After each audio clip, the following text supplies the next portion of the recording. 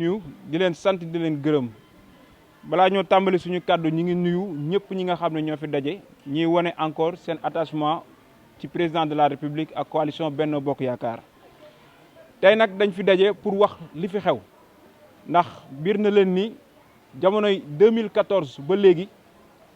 ca 2014 la ñu tàmbalee joxe suñu kàddu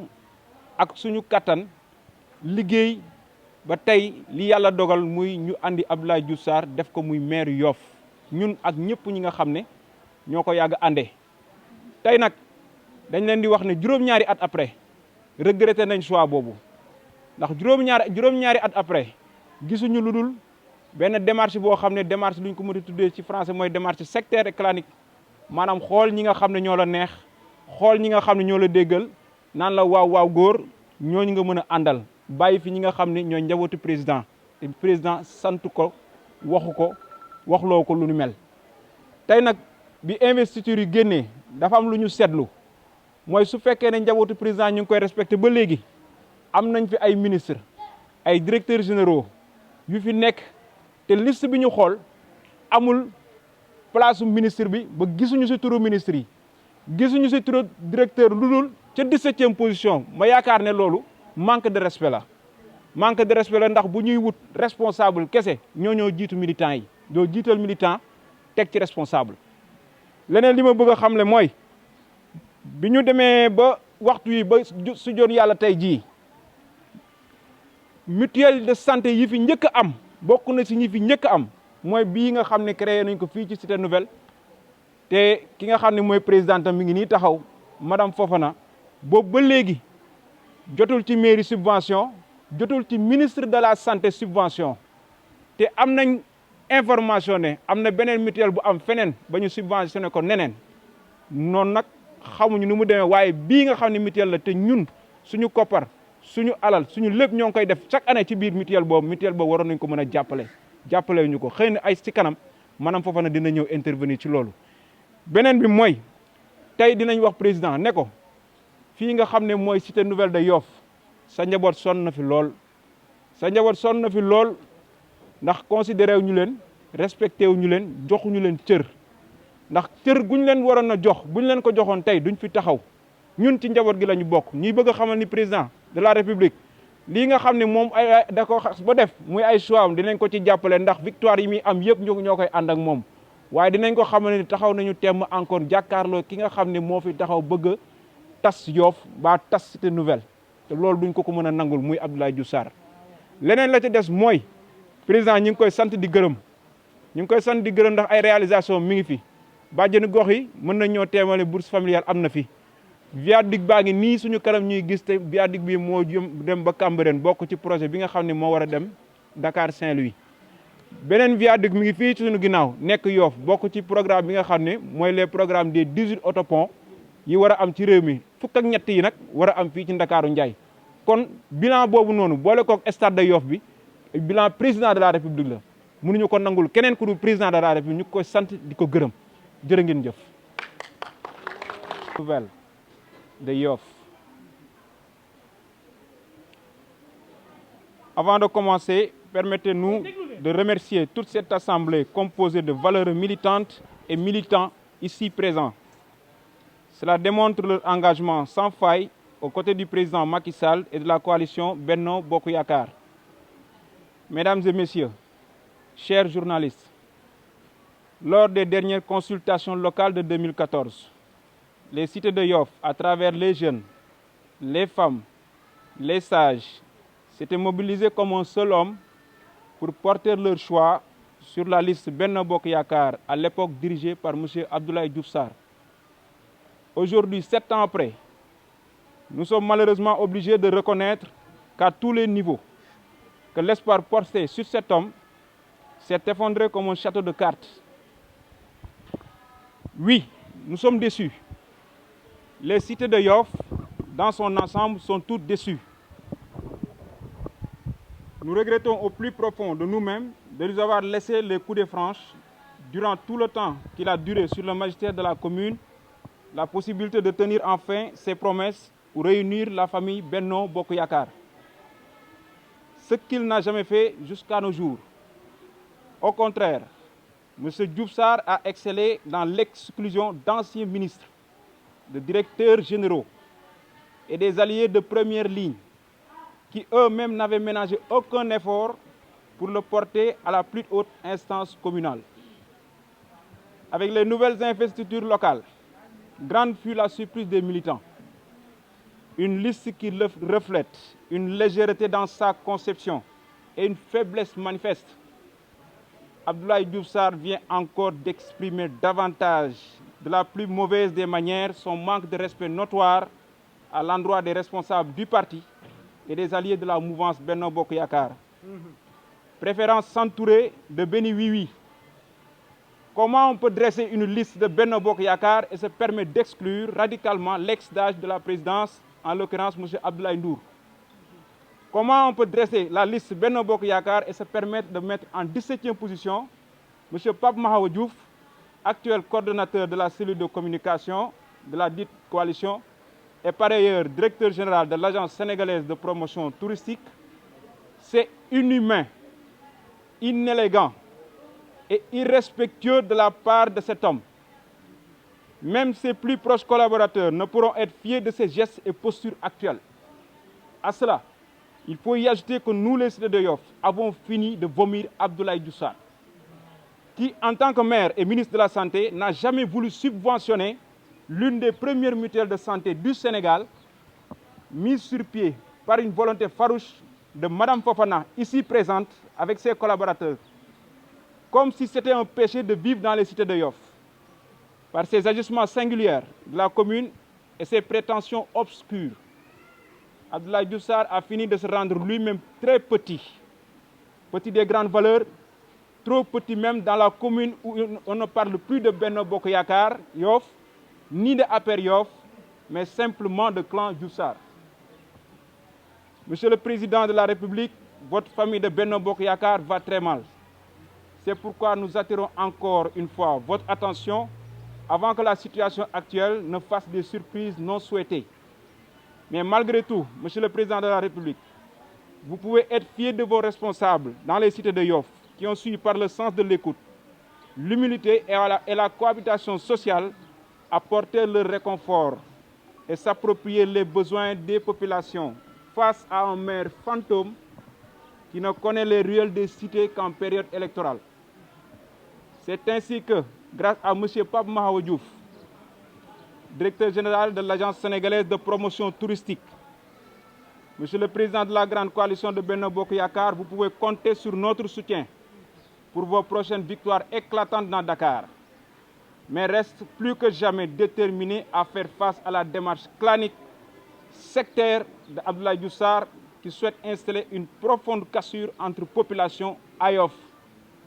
Pour finir, Monsieur le Président, l'ensemble des habitants des cités de Yoff vous remercie pour les réalisations d'infrastructures effectuées dans la zone de Yoff.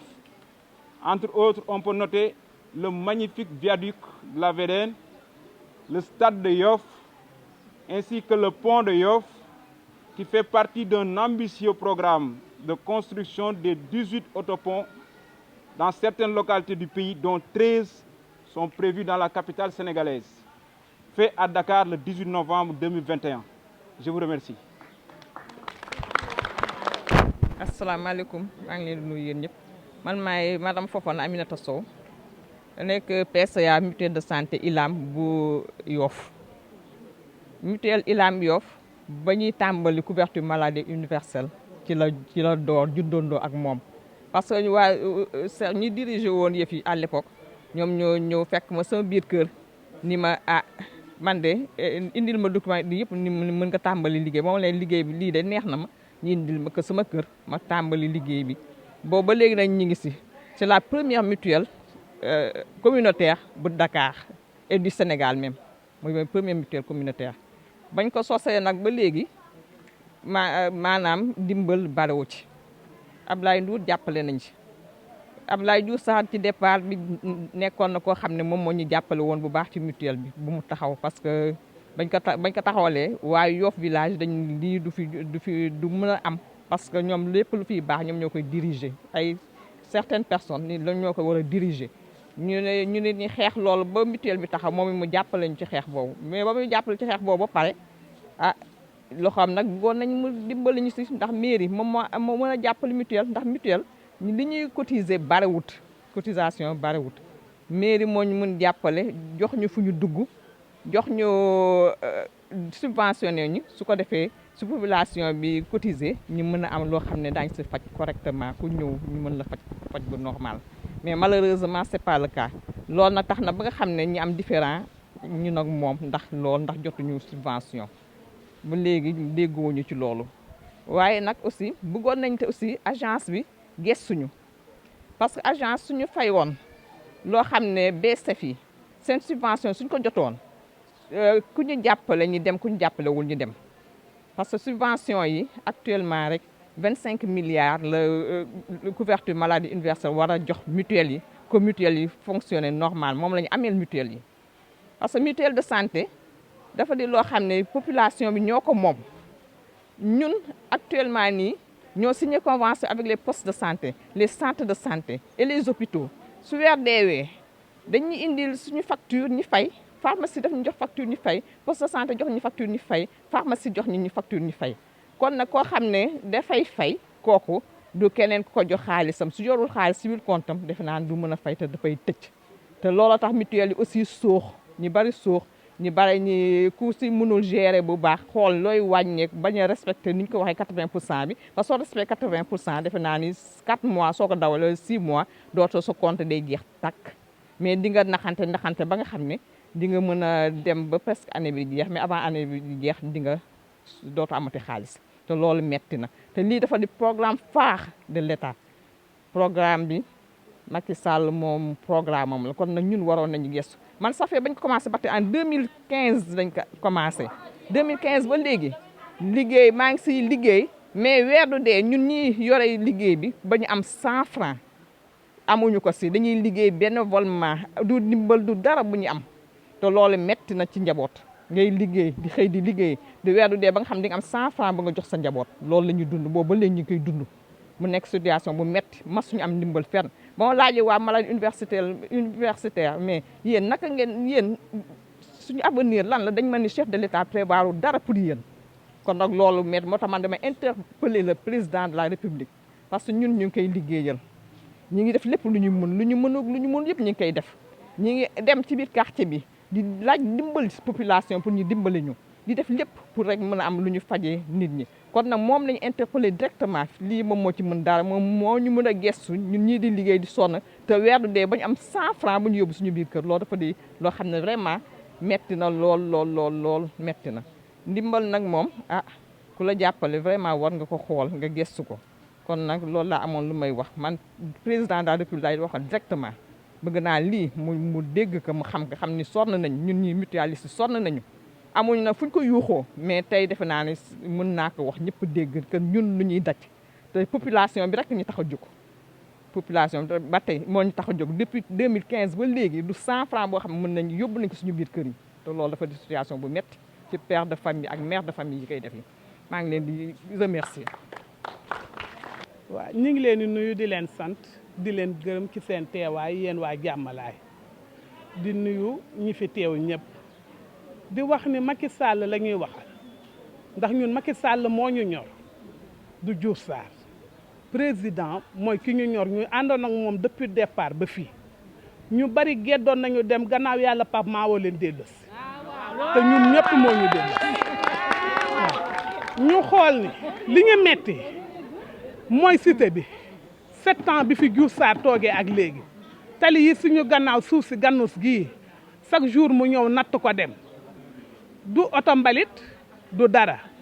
oto mbalit bi fii amu fi buñ ko déggee 26 lañ ko déggee mu klaxonné ñu xam ne oto mbalit a ngi noonu sareetu mbalit yee roñ jigéen ñi di ko fay maire yi ngay gis ni ku fi sañse ku ne boo génnee nga def ne dafa fuddanu te tànk ma tilim ndax poussière ñu wëlbatiku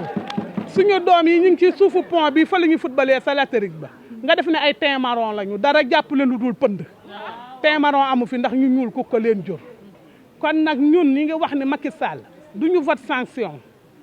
duñu voté dem ci kenn demuñu ci Yewwi demuñu ci Yeewu gannaaw yàlla ci moom la ñu nekk te buñ fi tëyee nag Pape Mahawa ñu fi tëyee te moo tax ñu taxaw te dinañ fi taxaw it dinañ ko jàppale li ñu mën dinañ ko def kim fi teg nag muy buur di bummi war naa wax ak moom ndax bu ñëpp meloon ni moom kat ñu génn ndax di jël say niti bopp jël ñi ci def sànni mën naa ñàkk li si mu def lu ko neex ndax yow booy jël autorité nga def ko dernière position jël ayu kenn xamul teg ci kanam def lu la neex la ñun nag duñu fecc kóllëre ndax Pape Mahawa ji nañu ko mi ngi koy def ci jigéen ñi di ko def ci gone yi di ko def ci ñëpp def ko ci jàkk yi def ko ci ñi feebar ñi génn àddina it mu di leen jaale si kon nag gannaaw yàlla ñu ngi koy loolu mi ngi koy def ci njàng mi école bi barki démb bourse yi joxe na ko fa muy kaye yi muy lépp te bu doon benn bigit boo ko yëkkatee jox ko jaboot téyal nga ko dara ci biir këram nañu ne Macky Sall la ñuy waxal moom président de la république moom mi nga xamee ne moo yilif ñëpp moo yiir ñëpp nañu gestul Pape Mahawa mu téye ci loxoom te teg ko fa mu ko war a teg bu ñu ko amee moo ñu gënal ndax mënoo ànd ak nit juróom-ñaari at ngay fecc te bu ndaat saay ñëwee mu seppi la sànni def la ko neex kon nag ki nga xamee ne buñ jaaxlee gis ko lu ñu xewle gis ko buñ ko mënee tegalit ñu jël bu nawet bi jotee dañuy taa xanaa nit sax boo ko jéppee da nga jël ay xeer sax tegal ko ci yoon ne ko yéegal boog yegg ca tali ba fii mosu fee dugg bu campagne présidentielle ñëwee dafay romb tali bu mag ba lay aw fii du fi dugg lu tax mu wutal fi boppam non grata fii kenn waxu ko personne non grata kon dafa war a dugg te xam ne njaboot gi benn la fii Jàmmalaay 3 gii ci Yoff la bokk kenn mënu ko cee seppi muy cité nouvelle yi muy fépp ñun amuñu tali amuñu dara te paa yi fi nekk ñëpp retraité nañu amul lenn loo xamee ne defal na ko xale mu jël miiru armeer bi nga xamee ne ñun la gën a jege jël ay place ak yëpp jox ko ñu di fay jaay ñii di dawale oto ñii di def lu kenn xam te lu fa mënte génn ñun mënuñu koo gis kon ñun lu ñuy jari ñun jariñuñu dara ay jàmbur doo nga fa nekk amul doom amul kenn koo xamee ne taxaw nga ci cité bii na maa ngi bokk si Pape Mahawa loolu nag mooy li ñu métti président nag dinañ ko jàpp gannaaw yàlla ak Pape Mahawa ndax dinañ voté bulletin marron bi nag ndax Pape Mahawa jërë ngeen